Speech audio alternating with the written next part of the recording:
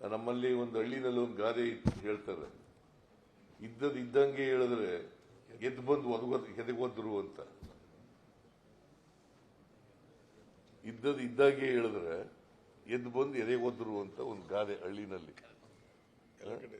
Throat Karnataka ಇದೆಯಾ?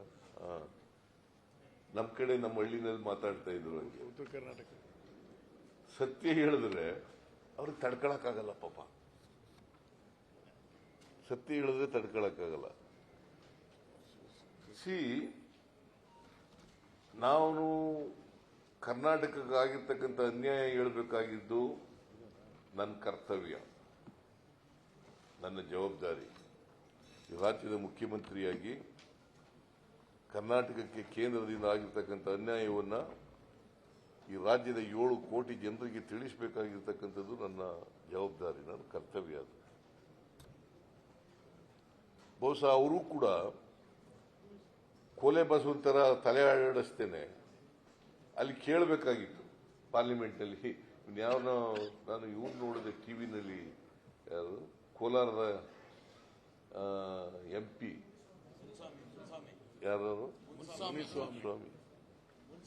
ಯಾವತ್ತಾರು ಒಂದಿನ ಬೈಬಿಟ್ಟಿದಾರ ಕರ್ನಾಟಕ ಅನ್ಯಾಯ ಆಯ್ತು ಅಂತ?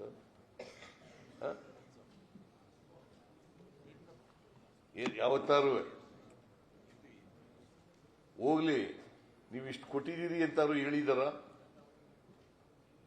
ಇಷ್ಟು ಕೊಡಬೇಕಾಗಿತ್ತು, ಇಷ್ಟು ಕೊಟ್ಟಿದ್ದೀರಿ ಅಂತ ಹೇಳಿದಾರ? 5 ವರ್ಷದಲ್ಲಿ ಒಂದಿನ ಪಾರ್ಲಿಮೆಂಟ್ ನಲ್ಲಿ ಮಾತಾಡಿದಾರ?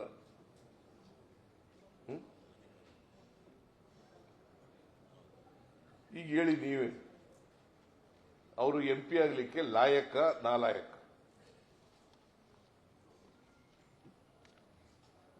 ಇವರು ಒಂದು ದಿನ ಬಾಯಿ ಬಿಡ್ಲಿಲ್ಲ.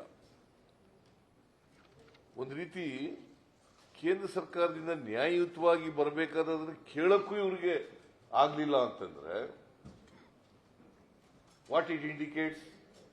ಬಸವರಾಜ ಬೊಮ್ಮಾಯಿ ಹೇಳ್ತಾರೆ, ಮುಖ್ಯಮಂತ್ರಿ ಆಗಿದ್ದವರು, ಯಡಿಯೂರಪ್ಪ ಮುಖ್ಯಮಂತ್ರಿ ಆಗಿದ್ದವರು.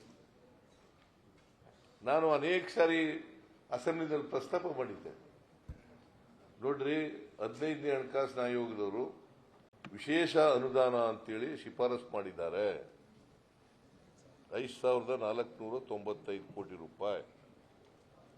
ಅದನ್ನ ತಗೊಳ್ರಿ ಅಂತ ಯಡಿಯೂರಪ್ಪನವ್ರಿಗೆ ಹೇಳಿದೆ, ಬಸವರಾಜ್ಗೆ ಹೇಳಿದೆ, ಬಸವರಾಜ ಬೊಮ್ಮಾಯಿಗೆ. ಅದರ ಜೊತೆಗೆ ಬೆಂಗಳೂರಿನ ಅಭಿವೃದ್ಧಿಗೆ 6,000 ಕೋಟಿ ರೂಪಾಯಿ ಕೊಟ್ಟಿದ್ದಾರೆ. ಇದು ಶಿಫಾರಸು ಮಾಡಿರೋದು, ಕೇಳಿ ಗ್ರಾಂಟ್ಸ್ ತಗೊಳ್ಳಿ ಅನ್ನೋದಲ್ಲ, ಶಿಫಾರಸು ಮಾಡಿರೋದು. ಅದು ಹೇಳ್ಬಾರ್ದ? ಅದು ಹೇಳಿದ್ರೆ ಯಾಕೆ ಇವ್ರಿಗೆ ಕೋಪ? ಅದನ್ನೇ ಪ್ರಸ್ತಾಪ ಮಾಡಿರೋದು.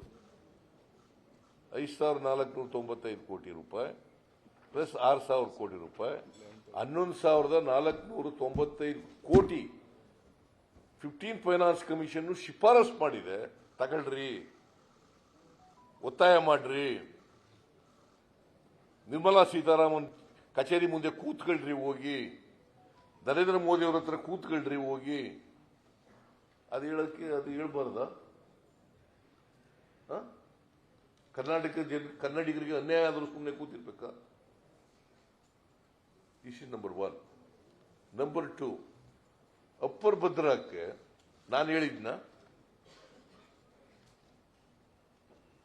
ಇವರೇ ಕೇಂದ್ರದ ಬಜೆಟ್ನಲ್ಲಿ 23-24ರಲ್ಲಿ 5,300 ಕೋಟಿ ಕೊಡ್ತೀವಿ ಅಂತ ಹೇಳಿದವರು ಇವರೇ.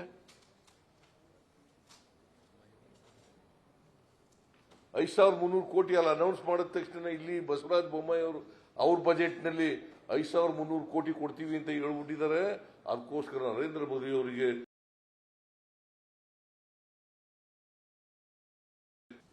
ನ್ಯಾಷನಲ್ ಪ್ರಾಜೆಕ್ಟ್ ಮಾಡಬೇಕು, ಮಾಡ್ತಾರೆ ಅಂತ ಹೇಳಿ ಹೇಳಿದವರು ಇವರೇ. ಇದನ್ನ ಹೇಳಿದ್ರೆ ಯಾಕೆ ಕೋಪ, ಯಾಕೆ ನಿಮಗೆ?